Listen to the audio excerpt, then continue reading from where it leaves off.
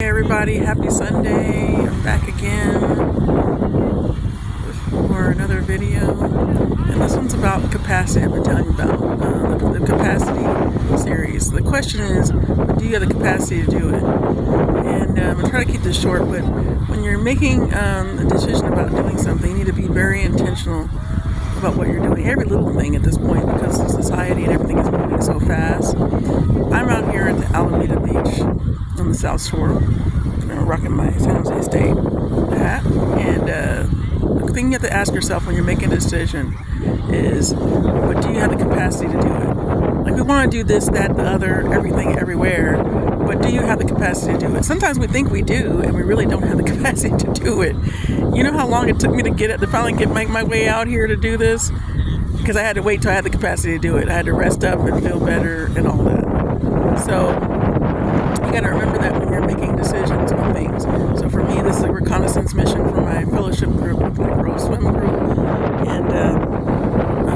and also respite for me just to decompress and relax and think clearly, enjoy the water, and just enjoy it being 20 degrees cooler than where I'm at normally.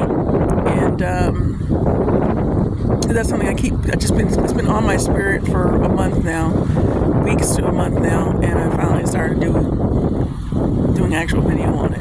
So this is the first in a series of videos where I'll talk about, do you have the capacity to do it? So the first thing you need to ask yourself is, do you have the capacity to do it? You write down all the things you want to do, or think about just your daily walk, what you want to do. But you have to ask yourself before you do it, but do you have the capacity to do it? And the reason why is you don't want to get out there and then stuck. So let me use the water for example. I'm a former lifeguard, so I know how to swim very well. And when I came out here to do the reconnaissance mission, to see if this is a good place for me to have one of my future BGS meetups, I went over to I'll put the video up later, the little board sports location. And one of the things I asked her, she said, she was asking me what I want to do, and I said, I want to come with the group and everything. She's like, okay. And she's like, well, can they swim? So that's one of the things. Like, she said to me, she's not going to rent any paddle birds out here. No, they're all gone. Yeah, they're all gone. Then, the rent, because she was closing up. So you can't rent a paddleboard or anything from her unless you can swim. So that's like step one, precautionary thing, because this is a real body of water, ocean. This is not a little pool, contained pool. There's no lifeguards here on duty either, and I'm a former lifeguard, but I'm not trying to be on duty.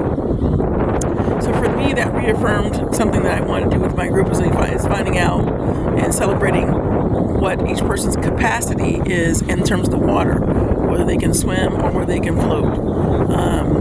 And she reaffirmed that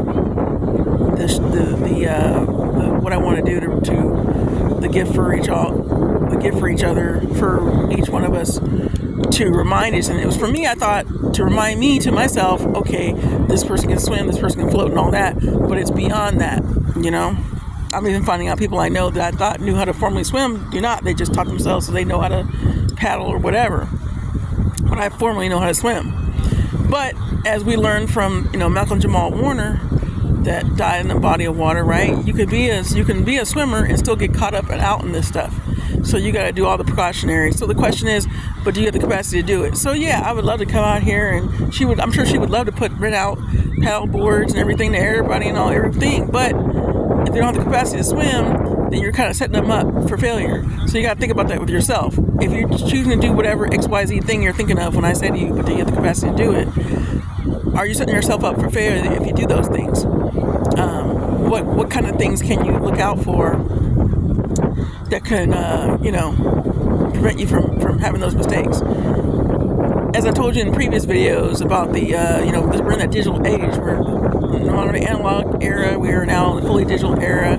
We can try to be analog if we want to, but we're still digital. And we have to help people who don't know how to do it. And then we have to accept it. We have to help people who need assistance. If you can help. If you can't help, get a helper, as I said in the previous series. And then number 3, you have to have clear communication. Communication is key. Clear. When I say clear, I'm talking about auditory and visual. not just because not everybody has the same ability to understand it all. So I'm gonna wrap it up because I'm already 5 minutes long. But ask yourself, but do you have the capacity to do it? All right. Have a wonderful Sunday. It may have taken me months or a year or however long it's been to get out here to this location, but I made it, and everything had to happen along the way to get me to this point to finally make it out here. And now I plan to be out here in the next month, but I had to have everything else lined up so I didn't come out here prematurely with the no mission, just a wanderer. That's what you want to be, a wanderer, but still there's those serious chords behind me. So I'm gonna stop and just show you the water and the waves, and be safe out there. Serve the silent. Who do you serve?